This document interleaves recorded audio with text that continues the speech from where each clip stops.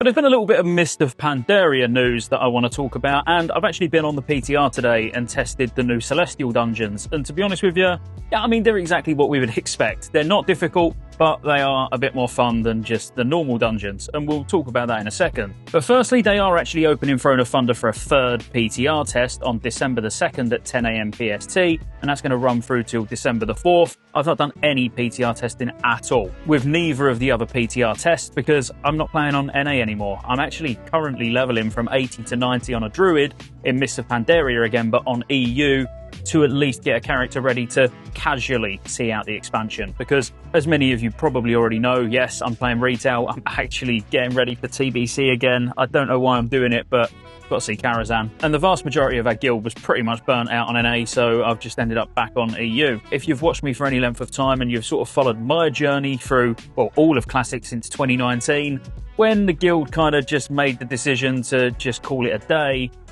I didn't really expect to actually play MoP again. That was gonna be me done with MoP. I've even replied to some of you in comments saying that was me done with MoP. I kind of feel that while I'm paying for one subscription and I get to play all versions of the game, I'm gonna actually embrace that and play all versions of the game. So yeah, it kind of sucks a little bit that I'm sort of starting from the beginning again, but oh well, gives me something to do, don't it? But yeah, as I say, the December raid test is one that I'm going to actually jump into for those couple of days, probably just over on stream on Kick, or maybe even here on YouTube. Now, about a week ago, it was already announced that there was tons of the buffs that were made in Phase 1 to certain classes that were being reverted. I'm not going to talk through all of this, but I will put a link to it in the description. But basically, any change that brought some of these specs up to be more competitive in Phase 1, and now that it's kind of balanced itself out, the vast majority of them are being reverted. In a lot of cases, there's just adjustments. So using a mage, for example, it was like 15% damage increase to things like Arcane Blast, Arcane Barrage, and Arcane Missiles. That's now been lowered to a 5% damage increase instead of 15. So in some cases, it's not stripped out completely, like as in fully reverted, but more just adjusted. Now, on the basis this is like a week old, I'm guessing you've probably looked through this already. I would say the one that's more relevant is the additional class changes that was actually announced yesterday. And some of these are quite substantial, to be fair. So, for example, Moonkin form, where your damage increase that you get is increased by 20%.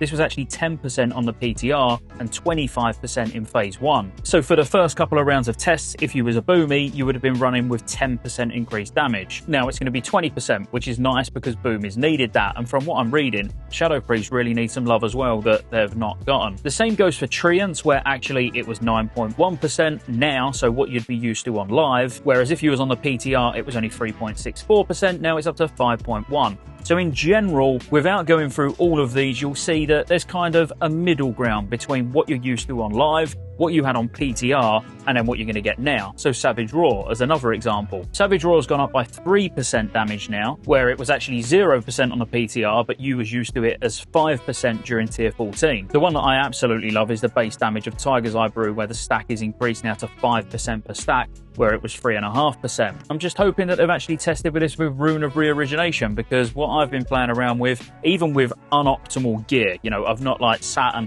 done reforging perfectly or anything. I just banged on any gear and then went to the dummy, and I was getting like 180% increase the damage snapshotting Rune of Reorigination properly. So yeah, we'll see how that actually looks with that buff and how long it lasts. Brett's had some damage increases as well with basically everything. Templar's Verdict, Crusader Strike, Exorcism, Judgment, Divine Storm. And then there's been some nerfs to Affliction, which we was kind of just expecting. Again, they're not really nerfs, they're just being reverted. So they're nerfs compared to what you've got on live, but actually buffs compared to what you had on PTR. The Death Knight change to me seems very strange, with you losing the 2% damage reduction that was added to Blood Presence, but then you're getting an additional 2% heal of your attack power with Death Strike. I think most people would probably prefer the 2% damage reduction. I mean, it does say that it's affected by Scent of Blood and the Mastery as well, so it might end up being actually a substantial heal. It's just 2% sounds pretty pitiful. But anyway, I just wanted to get those changes out of the way just in case you didn't see them go out yesterday, and what I really want to focus on is the Celestial dungeons. I only went and done one, I'll be completely honest with you, but having done one, I didn't feel like I needed to do any more, because some of it's just broke, or it appears to be broken to me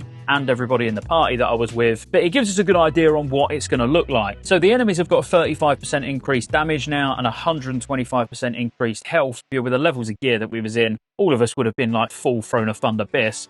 nothing survives long enough to even notice any of this. So when you're watching this video and seeing how quick the bosses die, just bear in mind you're not going to be in this gear when they first launch. Now, they've added lightning traps which do practically no damage. In fact, you can just walk in and out of it and it just does barely anything. It's not as if you're going to get one shot, so don't worry about those. All dungeons will experience new weather as a powerful thunderstorm takes over. Most of these mechanics I didn't even notice. I've had to look back through the recording of the Celestial Dungeon I've done to even try and find anything new. And that's partly because of how quickly everything was dying, and also partly none of it done any damage. And then Summon the Storm. So every 60 seconds a boss is influenced by Lei Shen, the Thunder King, and will use one of 3 new lightning based abilities. Now I only really noticed 2 of these, and that was like the lightning pool being put on the floor and then static discharge as well. Again, neither of these really done any damage to the point where you had to worry about what you needed to do mechanically, so I wouldn't worry about it too much at all. Most of it you're just going to be don't stand in bad stuff, and if you've got that static shock on you, don't stand near each other. That's pretty much it. I don't know what the third ability is because I just didn't see it. The same way the Celestials gain an additional buff as part of their blessing.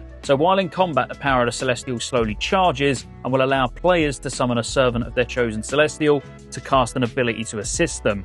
Now, I don't even understand how this is meant to work. I would guess you're going to have a bar that fills up, or, you know, a buff counter that fills up, and then when it gets to 100, you'll get an extra action button. That's how I'm guessing it's going to work.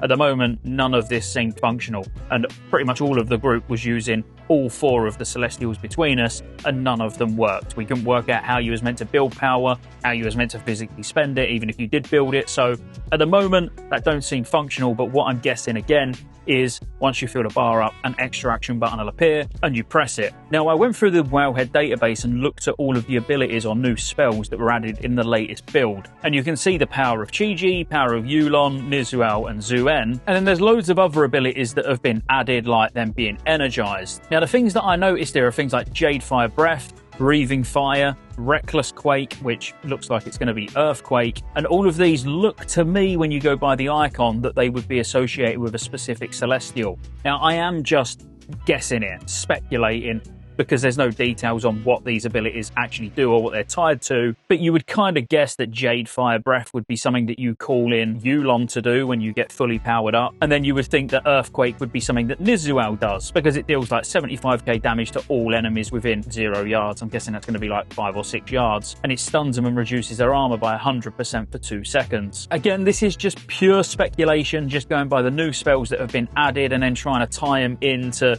what could possibly happen when you get your Celestial to max energy. So please do take a good pinch of salt. What I will say is, yeah, they're very easy, especially in the level of gear that we was all doing it in. Obviously, again, they're going to be a little bit more difficult if you're in like full tier 14 gear, and they seem to drop a lot of gear as well. We was getting 2 blues, so just the 2 normal sort of dungeon item blues that you would get dropped from regular heroic, and then there was like 3 502 items, so 3 of the new Celestial season gear and 1 piece of tier. So it's quite generous on loot. If it stays like that, it might change, but I think that's actually pretty good, being able to get 4 items per run, as in 4 relevant items per run. But anyway, I hope you enjoyed the video. As I say, if you're looking forward to the Celestial Dungeons, trust me, they're pretty much just more of the same. I wouldn't say that they add any real spice or flair. You're still just going to end up zerging through, getting the loot at the end, getting your shards, which obviously is a new currency, and you can spend them at the vendor to buy absolutely everything, and it's all 502 eye level. So the good thing is you're going to be able to get things like Rune of Reorigination. Even the LFR or Celestial version of it is going to be absolutely amazing for things like Windwalker Monk and Feral Druid, even compared to everything that you can get in this tier currently on Heroic. But again, if you enjoyed the video, be sure to like and subscribe, and I'll see you on the next one.